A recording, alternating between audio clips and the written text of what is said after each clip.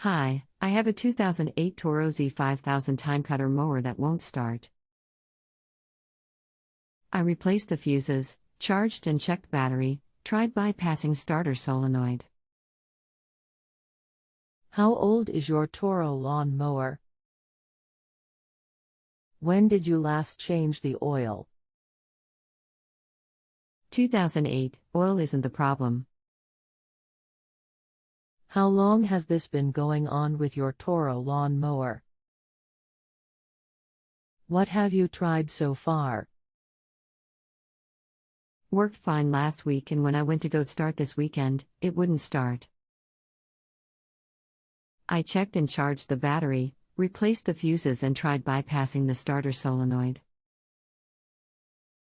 Anything else we should know to help you best?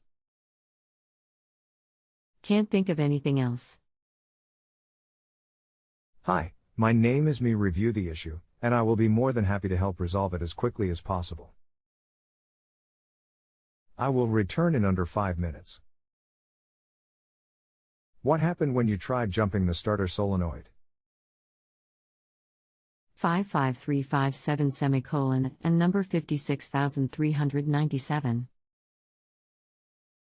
Same clicking sound I get without jumping it. Any ideas? Same clicking sound as when I didn't jump it. Any ideas?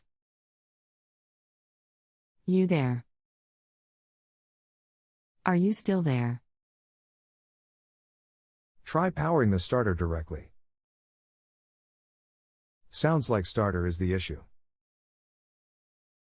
How do I do that?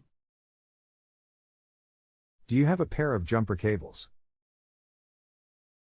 Run the red cable from the plus battery to the starter. Starter should turn over if it is good. I have a battery charger and number 55357 and number 56588.